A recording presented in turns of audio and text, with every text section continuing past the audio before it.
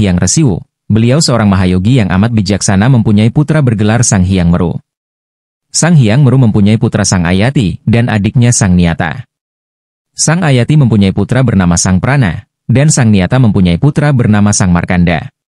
Sang Markanda memperistri seorang gadis cantik dan sempurna bernama Dewi Manswini. Inilah yang melahirkan Sang Maharesi Markandeya. Resi Markandeya sangat tampan dan mempunyai banyak ilmu. Lama beliau membujang dan akhirnya memperistri Dewi Dumara. Rahayu Sagung Binadi, Kalis Indrodedo, Nur Insan Nikolo. Dalam perjalanan hidup manusia mengantarkan aktivitas tulis-menulis yang menjadi bagian hidup manusia. Tulisan-tulisan yang mampu merubah peradaban. Karena setiap tulisan memiliki jiwa yang hidup di dalamnya. Selamat datang di channel YouTube Keturunan dan Alam.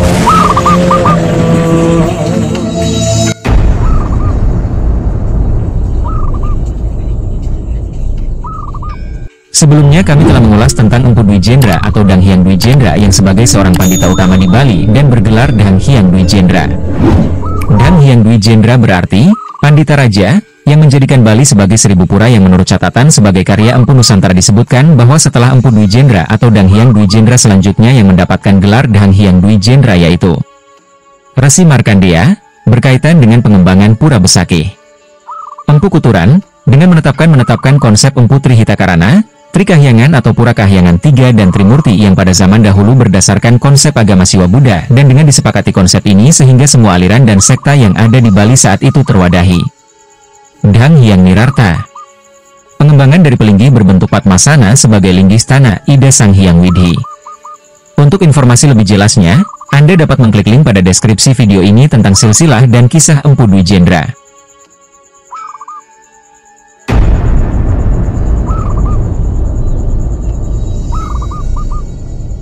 Pada kesempatan kali ini, kami akan menyampaikan silsilah dan kisah Dang Hyang Dwi Jendra Resi Markandeya. Tempat suci yang berhubungan dengan Maharesi Markandeya di Bali adalah pendirian pura terbesar di Bali yaitu Pura Besakih yang terletak di kaki Gunung Agung atau Gunung Tolangkir, tepatnya di Desa Besakih, Kecamatan Rendang, Kabupaten Karangasem, Bali. Dikisahkan perjalanan suci Dharmayatra beliau ke Pulau Bali sebagai salah satu keturunan Hyang Jagatnata bernama Sang Hyang Resiwu. Beliau seorang mahayogi yang amat bijaksana mempunyai putra bergelar Sang Hyang Meru. Sang Hyang Meru mempunyai putra Sang Ayati dan adiknya Sang Niyata. Sang Ayati mempunyai putra bernama Sang Prana, dan Sang Niyata mempunyai putra bernama Sang Markanda. Sang Markanda memperistri seorang gadis cantik dan sempurna bernama Dewi Manswini. Inilah yang melahirkan Sang Maharesi Markandeya. Resi Markandeya sangat tampan dan mempunyai banyak ilmu. Lama beliau membujang dan akhirnya memperistri Dewi Dumara. Dan mempunyai putra seorang bergelar Hyang Resi Dewasirah. Resi Dewasirah memperistri Dewi Wipari. Resi Markandeya adalah titisan Dewa Surya yang berasal dari negara Bharatawarsha di mana di India kuno dahulu bernama Raja Bharata berkuasa. Dan beliau berkeinginan mengembangkan ajaran yoga beliau menuju daerah selatan India di bagian timur Nusantara dengan beberapa murid beliau yang telah siap turun gunung. Perjalanan beliau pertama menuju Gunung Dumalung di Hyang yang disebut Gunung Hyang atau Dewata. Namun di sana sudah ada pertapaan Sang Ida Putra Resi Trenawindu yang merupakan murid dari Sang Hyang Maharsi Agastya, yang telah bertapa di tanah Jawa dan telah berbaur dengan Sapta Resi di sana. Dan itulah sebabnya Hyang Mahayogi Markandeya pergi ke tempat lain yaitu Gunung Raung, Jawa Timur. Di sana beliau bertapa dan membangun peseraman, dan pada suatu hari beliau mendengar sabda dari akasa dan melihat sinar menjulang ke akasa. Sabda didengar dari leluhur beliau Hyang Jagatnata, dan sabda itu memerintahkan Mahayogi Markandeya pergi ke arah timur yaitu Bali Pulina, sebelah timur tanah Jawa, dan di sabdalan itu karena di Bali Pulina ada stana para dewa yaitu di Gunung Tohlangkir atau Gunung Agung yang pada saat itu disebut Giriraja. Dalam sabda beliau mendengar bahwa gunung itu adalah potongan Gunung Mahameru yang di bawah Hyang Pasupati untuk mengunci dunia saat itu. Akhirnya Mahayogi Markandeya pergi ke arah timur Bali sesuai sabda dengan pengikutnya 800 orang. Beliau berkehendak berdharmayatra menyebarkan ajaran-ajaran Trisakti Paksa, terutama Waisnawa Paksa segala aturan tata cara upacara dan upakaranya.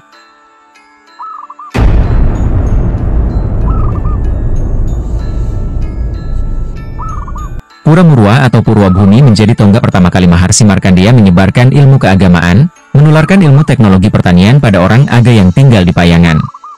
Kecamatan Payangan yang berlokasi di belahan barat laut, Kabupaten Gianyar, selama ini lebih banyak dikenal sebagai daerah pertanian, terutama penghasil buah leci.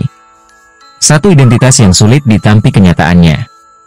Mengingat hanya di Payangan jenis tanaman yang menurut cerita masyarakat Payangan berasal dari ngeri tirai bambu, Cina, banyak bertumbuhan. Di balik potensi pertanian yang dimiliki, kawasan yang berada sekitar 500 meter dari permukaan laut ini ternyata memiliki banyak tempat suci tergolong tua. Satu di antaranya Pura Murwabhumi.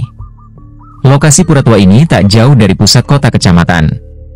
Kalau Anda berangkat dari Denpasar hendak menuju Kintamani dan mengambil jalur Jalan Raya Payangan, maka di satu tempat sebelah timur jalan, kurang lebih 500 meter sebelum Pasar Payangan, coba sempatkan melihat ke arah kanan jalan, arah timur. Di sana terpampang dengan jelas papan nama Pura Murwabhumi atau masyarakat sekitar ada menyebut Purwabhumi. Dalam penjelasan klien dinas pengaji sekaligus menjadi kepala desa Melinggih Kelot, Imade Suwardana, pura yang diempon warga desa pengaji ini memiliki pertalian dengan kisah perjalanan seorang tokoh suci Maharsi Markandeya di tanah Bali Dwipa. Seperti banyak tersurat dalam lontar atau Purana, di antaranya lontar Markandeya Purana, bahwa sang yogi Markandeya yang kawit hana saking Hindu, yogi Resi Markandeya berasal dari India, melakukan perjalanan suci menuju tanah Jawa Dwipa. Beliau sempat beryoga semadi di Gunung Demulung, lalu berlanjut ke Gunung Dihiang, kelak Gunung Dihiang dikenal dengan nama Gunung Dieng, berlokasi di Jawa Tengah. Dari Gunung Dieng Resi Markandeya meneruskan perjalanan menuju arah timur ke Gunung Raung yang terletak di wilayah Kabupaten Banyuwangi, Provinsi Jawa Timur. Di Gunung Raung sempat membangun pasraman, sebelum akhirnya melanjutkan perjalanan ke Bali. Di Pulau Mungil ini Maharsi bersama pengikutnya merabas hutan dan membangun banyak tempat suci. Di antaranya Pura Murwabhumi. Mengenai Pura Murwabhumi, tradisi lisan di Payangan dan sekitarnya menyebutkan, tempat suci ini konon menjadi tempat pertama kali Maharsi Markandeya memberikan pembelajaran kepada para pengikutnya. Penegasan yang cukup masuk di akal, terutama bila dikaitkan dengan nama tempat di mana pura tersebut dibangun, yakni Desa Pengaji. Tugas mulia Maharsi Markandeya selama berada di Payangan, yakni sebagai guru pengajian yaitu memberi pengajian, pembelajaran, pada orang-orang. Kehadiran Pura Murwabhumi ada tercatat di dalam prasasti, disebut Cokorda Maderanayatnya, tetua dari Puri Agung Payangan, sekaligus pangempon di Pura Murwabhumi. Satu di antaranya tertulis dalam prasasti Pura Besaki yang termuat di buku Eka Dasaludra. Dalam buku itu disebutkan secara singkat bahwa ada pura di Payangan bernama Pura Murwabhumi. Dulu, warga sekitar sering menyebut Pura Dalem Murwa. Tak beda jauh dengan penjelasan Cokranayatnya. Dalam buku Sejarah Bali Jilid 1 dan 2, karangan Gorasirikan dan diterbitkan Nyoman Jelada, juga ada menerangkan kedatangan Resi Markandeya yang kedua ke Bali dengan mengikut sertakan ribuan orang dari desa Aga, Jawa. Orang Aga ini dikenal sebagai petani kuat hidup di hutan. Maharsi Markandeya mengajak pengikut orang Aga guna diajak merabas hutan dan membuka lahan baru. Setelah berhasil menunaikan tugas, maka tanah lapang itu dibagi-bagikan kepada pengikutnya guna dijadikan sawah, ladang, serta sebagai pekarangan rumah. Tempat awal melakukan pembagian itu kelak menjadi satu desa bernama Puakan.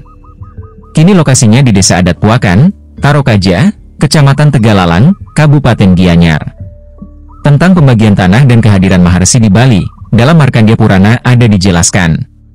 Saprapta ira sang yogi Markandeya maka diwate Pandita Aji, muang waduan ira sadia ring genah eka 7, dadia te agli sang yogi Markandeya muang wate Pandita Prasama Anangun Brata Samadhi, anguncar akan weda Samadhi, muang weda pangaksamaning Batara Kabeh, sang Pandita Aji anguncar akan weda panulaks arwa marana, tarmalupeng puja Samadhi, duwayajna muang butayajna, pratiwistawa.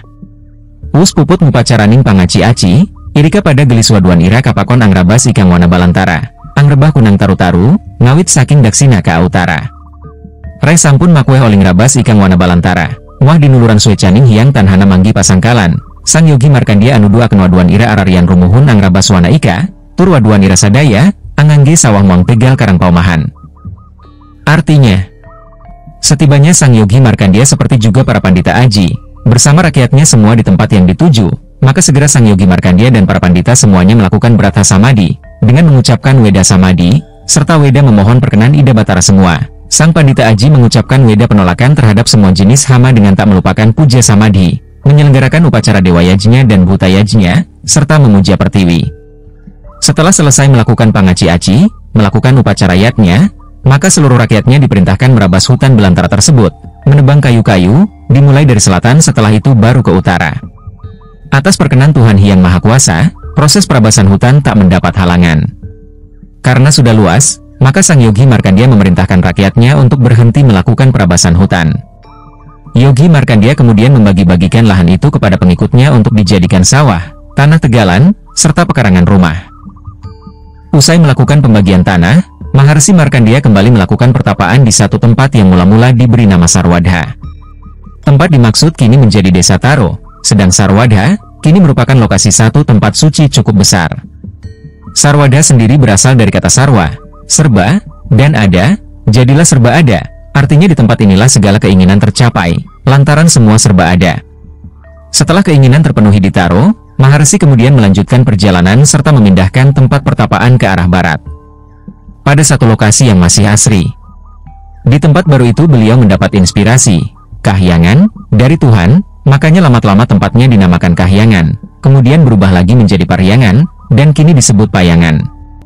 Tempat di mana rohaniwan mengelar pertapaan dibuat sebuah mandala serta didirikan sebuah sebagai tempat memuja para dewa. Pura dimaksud diberi nama Murwa yang artinya permulaan. Belum benderang betul kenapa pura yang diberi nama Purwa atau Murwa, kini bernama Murwa Bhumi, disebut sebagai permulaan. Tiada tanda jelas yang bisa dijadikan bukti otentik. Tapi, bila ditelaah lebih jelas, kata Purwa sama dengan timur atau yang pertama. Di timur pertama kali matahari mulai memancarkan sinarnya yang benderang. Di timur pula bulan kali pertama terbit. Jika dikaitkan dengan perjalanan Maharsi di Payangan, boleh jadi di Pura Murwa Bhumilah dijadikan tempat pertama oleh Maharsi Markandeya bertapa sekaligus memberikan pembelajaran bagi para pengikut menyangkut agama dan cara-cara berteknologi guna memperoleh kemakmuran. Makmur yang dimaksud zaman dulu, jelas menyangkut cara bertani yang baik dan benar sehingga mampu mendapat hasil bagus. Tempat suci yang diempon warga desa Pakraman Pengaji, menurut Bandesa Pakraman Pengaji Dewa Ngakan Putu Atnyana, masih memiliki beberapa peninggalan. Di antaranya Palinggi Babaturan dan Gedongbang yang menjadi stana Ida Resi Markandeya. Dulu ada peninggalan terbuat dari batu yang dinamakan bedau. Bentuknya menyerupai perahu, jikata Ngakan Atnyana. Dari bedau itu terus keluar air yang biasa dimohon oleh warga guna dijadikan sarana pengobatan, terutama bila ada ternak yang sakit. Sayang, tinggalan tua itu telah rusak dan sebagai pengingat saja, warga mengganti dengan perahu batu baru. Selain tinggalan tua berupa Palinggi, di Pengaji sampai saat ini masih berkembang struktur masyarakat Bali Aga terutama menyangkut keagamaan, yang dinamakan Ulu Apat, 8 tingkatan, mulai dari Kubayan, Kebau, Singgukan, Penyarikan, Pengalian, Pemalungan, Pengubat Daun, dan Pengarah. Warga yang tercatat dalam struktur organisasi tradisional ini akan menunaikan tugas sesuai fungsi dan jabatan yang dipegang.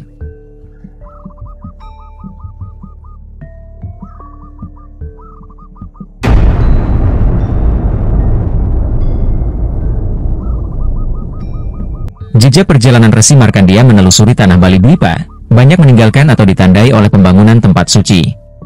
Pura itu banyak yang menjadi sungsungan jagat, tak sedikit pula yang diemong warga desa Pakraman. Tempat-tempat suci yang berhubungan dengan Resi Markandeya di Bali meliputi Pura Basukian di kaki Gunung Agung, Gunung Tolangkir, tepatnya di Desa Besakih, Kecamatan Rendang, Kabupaten Karangasem. Semula, lokasi pura merupakan tempat yajinya tempat Resi Markandeya menanam kendi yang berisi pancadatu, 5 jenis logam mulia, seperti perunggu, emas, perak, tembaga, dan besi. Tujuannya, supaya Maharsi beserta pengikutnya mendapat keselamatan. Lama-kelamaan komplek Pura Basukian dikenal dengan nama Besakih. Berikutnya ada Pura Pucak Cabang Dahat. Tempat suci ini berlokasi di Desa Puakan, Taro, Kecamatan Tegalalang, Kabupaten Gianyar. Pura ini dibangun sebagai tanda pertama kali Maharsi beserta pengikutnya melakukan perabasan hutan setelah menggelar yajnya di kaki Gunung Agung. Setelah sukses merabas hutan, Maharsi Markandeya kemudian membagi-bagikan lahan kepada pengikutnya guna dijadikan pemukiman dan areal pertanian. Masih di wilayah Desa Taro, Resi Markandeya juga membangun Pura Gunung Raung sebagai tempat panyawangan, perwakilan, Gunung Raung yang terdapat di Desa Sugihwaras, Kecamatan Glanmore, Kabupaten Banyuwangi, Jawa Timur. Sebab dari tempat itulah pertama kali sang rohaniwan mendapat wangsit sebelum datang ke Bali. Di kawasan Ubud ada 2 tempat suci sebagai pertanda kedatangan Resi Markandeya, yakni Pura Pucak Payogan di Desa Payogan dan Pura Gunung Lebah di Campuhan, Ubud, Kabupaten Gianyar. Setelah berhasil merabas hutan di Besakih, Resi Markandeya kemudian bersemadi. Dalam semadinya menemukan satu titik sinar terang. Selanjutnya rohaniwan ini menelusuri sinar yang ditemukan dalam beryoga, hingga sampai pada satu tempat agak tinggi ditumbuhi hutan lebat. Pada lokasi dimaksud Resi Markandeya melakukan yoga semadi. Nah, Di tempat Maharsi beryoga itulah selanjutnya berdiri Pura Pucappayogan. Sekitar 2 km arah tenggara Pucappayogan, tepatnya di Campuhan Ubud, Resi Markandeya mendirikan tempat suci Gunung Lebah. Pura ini dibangun sebagai tempat sang yogi melakukan penyucian diri dari segala malapetaka atau tempat panglukatan dasamala.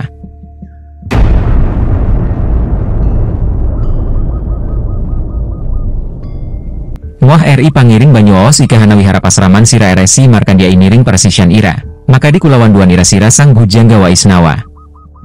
Artinya, di pinggir sungai Os itu terdapat sebuah wihara sebagai pasraman Ida Maharesi Markandeya disertai oleh muridnya, seperti sanak keluarga Sang Bhujangga Waisnawa. Ketika melanjutkan perjalanan ke wilayah Parhyangan, Payangan, sesuai yang tersurat di buku Bhujangga Waisnawa dan Sang Trini, karangan Gede Sara Sastra, bahwa Maharesi Markandeya juga membangun tempat suci Murwa, Purwa, Bhumi. Pura dimaksud berlokasi di desa Pakraman Pengaji, dan warga setempat meyakini di tempat itulah Maharesi dari India ini pertama kali, Purwa, memberikan proses pembelajaran kepada para pengikutnya. Pelajaran yang diberikan selain menyangkut agama juga tentang teknologi pertanian. Setelah berhasil memberikan pengajian, termasuk menjadikan masyarakat Aga di Payangan sukses dalam mengelola pertanian, maka Sang Maharesi kembali membangun tempat suci yang diberi nama Sukamerih, mencapai kesukaan. Letaknya tepat di seberang jalan Pura Murwa Bhumi.